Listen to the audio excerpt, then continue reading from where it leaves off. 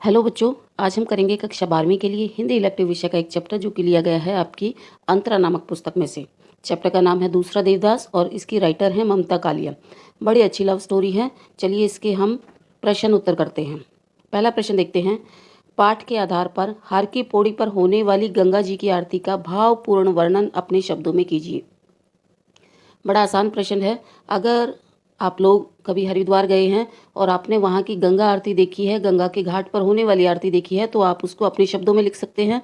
नहीं तो इस चैप्टर में कहानी के नायक के पॉइंट ऑफ व्यू से जो कुछ बताया गया है आप उसको अपने शब्दों में लिख सकते हैं। चलिए देखते हैं।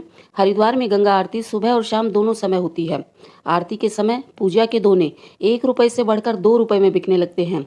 सभी भक्त भक्ति पूर्वक अपनी आरती में शामिल होते हैं। गंगा जी के मंदिर में गंगा जी के साथ कई अन्य देवी देवताओं की मूर्तियां भी हैं। लोग गंगा में स्नान करके गीले कपड़ों में ही आरती में भाग लेते हैं।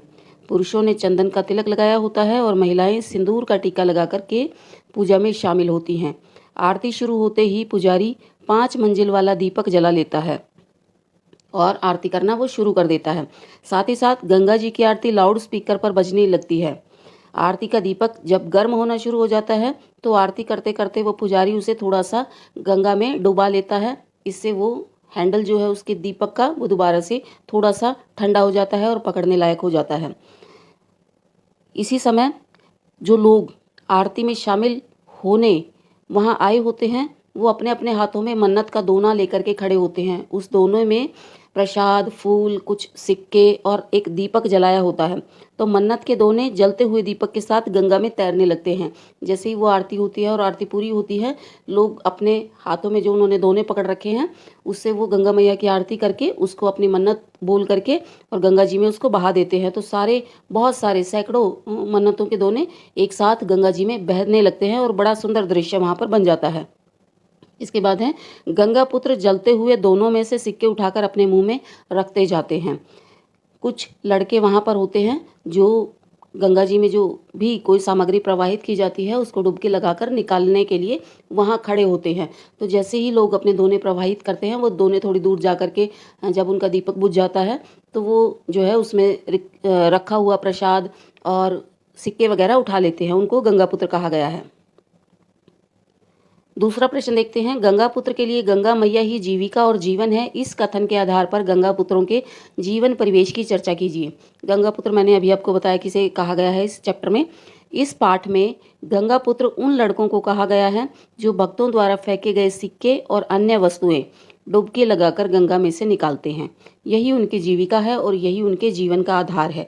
इसी से उनके घर का खर्च चलता है। गंगापुत्र भक्तों द्वारा डाले गए सिक्कों को इकट्ठा करते हैं और उसे कुछ कमीशन पर नोटों से बदल देते हैं। यानी बहुत सारे पैसे इकट्ठे हो गए तो हरिद्वार में कुछ लोग जो दर्शन करने आए होते हैं, जिनको मंदिरों में जाना है, चढ़ावा चढ़ाना है, जिनको खुले पैसे चाहिए, वो उनको कुछ कमीशन पर वो रेजगारी दे देते हैं। हरिद्वार आए लोग रेजगारी की तलाश में होते हैं तो ये गंगा पुत्र उन्हें रेजगारी बेच देते हैं। इसके अतिरिक्त इनका गंगा से भावनात्मक जुड़ाव भी है, क्योंकि हर एक दिन एक जैसी कमाई नहीं होती, हर रोज़ एक जैसी कमाई नहीं होती, फिर भी उनका जीवन गंगा तक ही सीमित है। वह उसे छोड़कर कहीं नहीं जाते और कहीं नहीं जाना चाहते। इसीलिए बोला गया है कि गंगा मैया ही उनकी जीविका है और उनके जीवन का आधार है। तीसरा प्रश्न देखते हैं। पुजारी ने लड़की के हम को युगल अर्थ में लेकर क्या आशीर्वाद दिया और पुजारी द्वारा आशीर्वाद देने के बाद लड़के और लड़की के व्यवहार में अटपटापन क्यों आया। इस कहानी में कहानी का जो नायक है संभव अपनी नानी के यहाँ घूमने हरिद्वार आया होता है। संभव की पढ़ाई पूरी हो चुकी होती है और वो प्रतियोगी परीक्षा की तैयारी कर रहा होता है। तो उसके माँ बाप उसे फोर्स करते हैं कि एक बार जा करके गंगा मैया में स्नान करके आ जाओ तो तुम्हारी जो सारी मेहनत है वो सफल हो जाएगी। वो इसलिए हरिद्वार आता है। तो कहानी का नायक अपनी नानी के यहाँ घूमने हरिद्वार आया होता है और नानी के आग्रह पर ही गंगा आरती के लिए जाता है। हालांकि उसकी इन सब में आस्था नहीं थी। वो एक नौजवान है आधुनिक युग का और वो जो है मेहनत में विश्वास रखता है, उसे इन आडंबरों में विश्वास नहीं है। हालांकि उसकी इन सब में आस्था नहीं थी, लेकिन फिर भी वो नानी के कहने पर संध्या आरती में शामिल होने जाता है। जब वह मंदिर में दर्शन करने और कुछ पैसे दान करने अंदर गया तब तक कुछ अंधेरा हो चुका था। क्योंकि वो शाम की आरती में शामिल होता है। इसलिए शाम की आरती होने के बाद उसने पुजारी को कुछ चढ़ावा दिया और पुजारी उसको खुले पैसे देने के लिए मंदिर के अंदर चला गया। तब संभव जो है मंदिर के अंदर खड़ा होता है, क्योंकि वहाँ पर थोड़ा सा अंधेरा भी होता है। उसी समय कहानी की नायिका चुपचाप संभव के बगल में आकर खड़ी हो जाती है तथा कहती है, हमें आरती के लिए देर हो गई। इस कहानी की जो नायिका है वो भी गंगा आरती में शामिल होना चाहती थी, लेकिन उसे देर हो गई। वो जल्दी से स्नान करके और मंदिर के अंदर आ जाती है। क्योंकि अंधेरा हो चुका था, तो अंधेरे के कारण पंडित जी को कुछ समझ नहीं आया और उसने हमें शब्द सुना। लड़की ने हमें अपने आप को संबोधित किया था, अकेले के लिए संबोधित किया था, लेकिन पंडित जी को लगा कि हमें उसने दोनों के लिए संबोधित किया है। हमें शब्द सुनकर उसे लगता है कि ये दोनों साथ आए हैं। पंडित जी को लगता है कि ये दोनों साथ आए हैं और दंपति हैं। पंडित जी उन्हें आशीर्वाद देता है, सुखी रहो, फूलो फलो, जब भी आओ साथ ही आना, गंगा मैया तुम्हारे मनोरथ पूरे करे।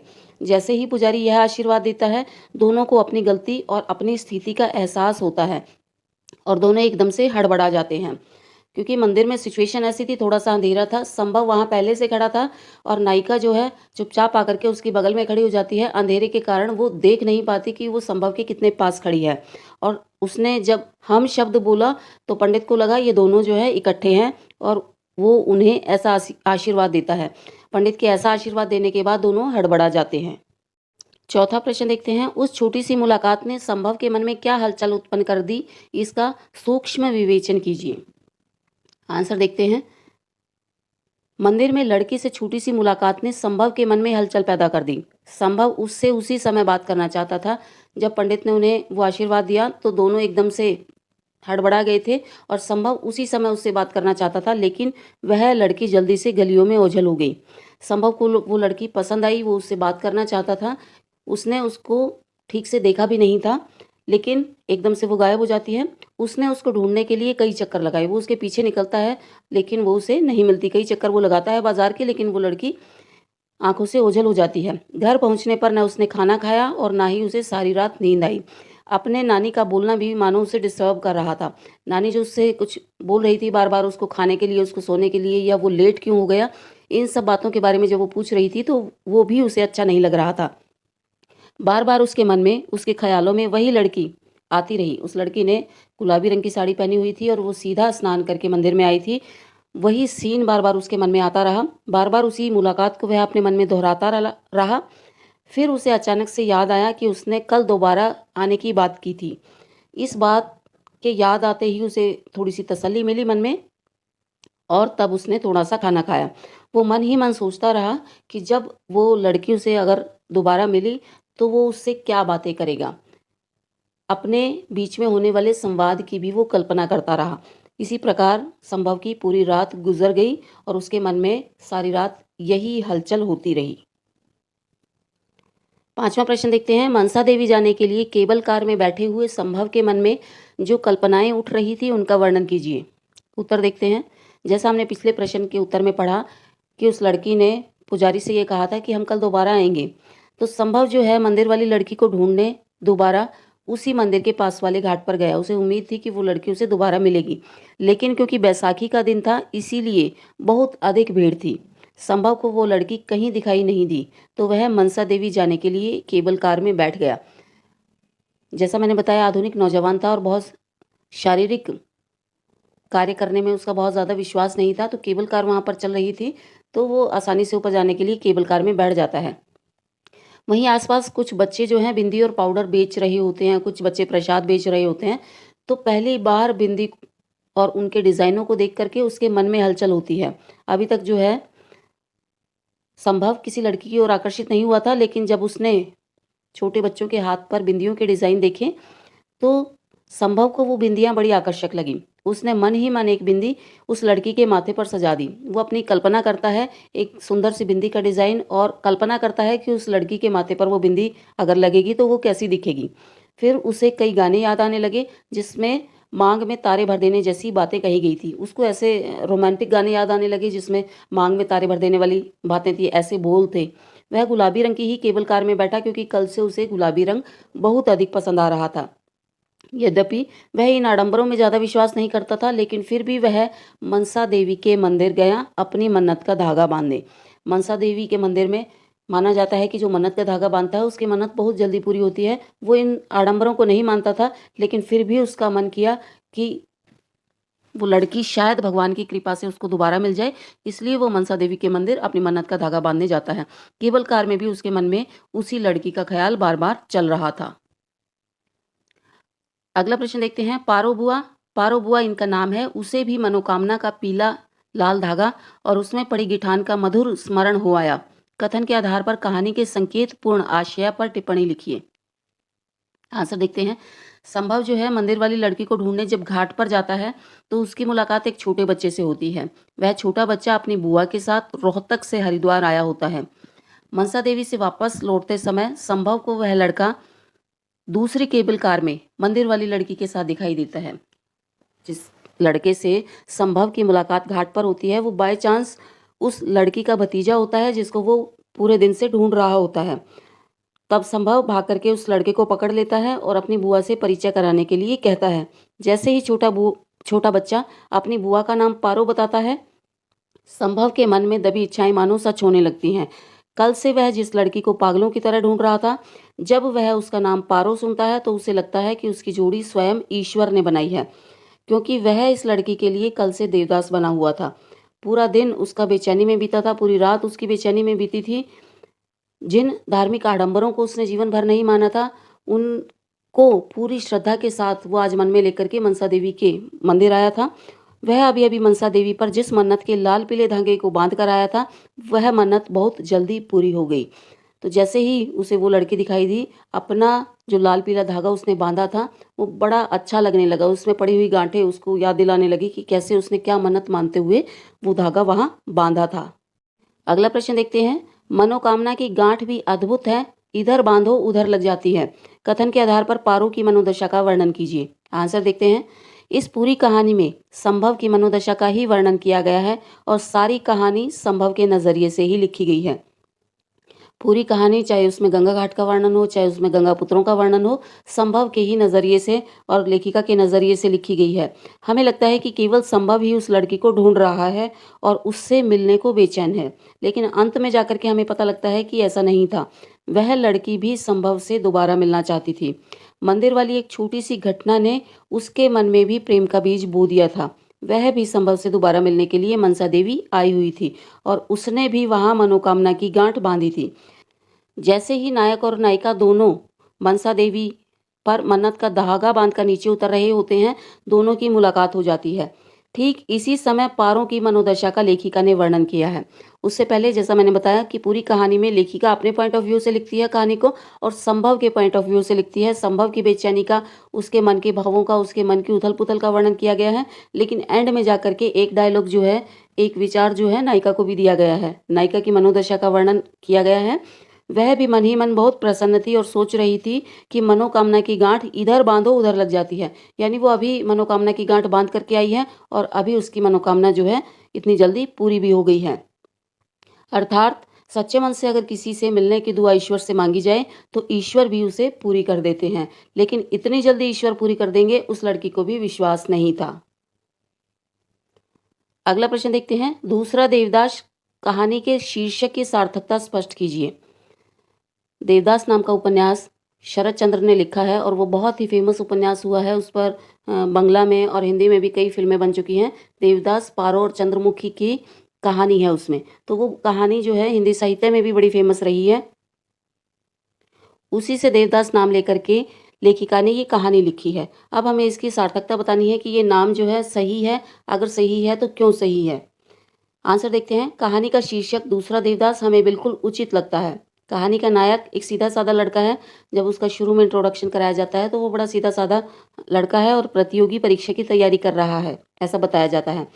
वह पहले कभी भी किसी लड़की की ओर आकर्षित नहीं हुआ, लेकिन मंदिर में एक छोटी सी गलत फहमी से हुई मुलाकात ने उसके मन में प्रेम का बीज बो दिया। वह लड़की को ध्यान से देख भी नहीं पाया था, बात भी नहीं कर पाया था, क्योंकि मंदिर में बहुत अंधेरा था और वो लड़की जो है जल्दी से उस गलतफहमी के कारण झेप करके चली जाती है, तो वो उसे ध्यान से देख नहीं पाया था, ना ही बात कर पाया था और वो लड़की जो है आंखों से ओझल हो गई थी। लड़की की सिर्फ इतनी सी झलक से ही उसके मन में उसके प्रति आकर्षण पैदा हो गया। सारी रात उसने बहुत बेचैनी से काटी, ना उसे नींद आई और ना ही उसे भूख लगी। लेकिन जैसे ही अगले दिन वो लड़की उसे दिखाई दी, उसने भाग करके उससे परिचय करना चाहा। और जैसे ही उसे पता लगा कि लड़की का नाम पारो है, वह उसे अपना नाम संभव देवदास बताता है। कहानी का नायक उस लड़की के लिए पहली ही मुलाकात में देवदास बन चुका था, इसलिए कहानी का शीर्षक दूसरा देवदास बिल्कुल ठीक है। अगला प्रश्न देखते हैं। हे ईश्वर, उसने कब सोचा था कि मनोकामना का मौन उद्गार इतनी शीघ्र शुभ परिणाम दिखाएगा। ये एक लाइन है जो संभव के मन में उठी थी। इसका आशय स्पष्ट करना है। आंसर देखते हैं। यह पंक्ति कहानी के अंत में संभव के मन में आती है, जब संभव उस लड़की को ढूंढते हुए मनसा देवी पहुंचता है और मन्नत का धागा बांधकर वापस आ रहा होता है। तभी उसे रास्ते में वो लड़की दिखाई देती है। उसे देखकर संभव बहुत प्रसन्न हो जाता है। उसकी मन की बेचैनी को थोड़ी राहत मिलती है।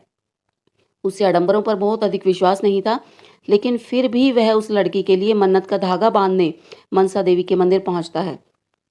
और जैसे ही उसे वो लड़की दिखाई देती है, उसने मन ही मन ईश्वर को धन्यवाद किया।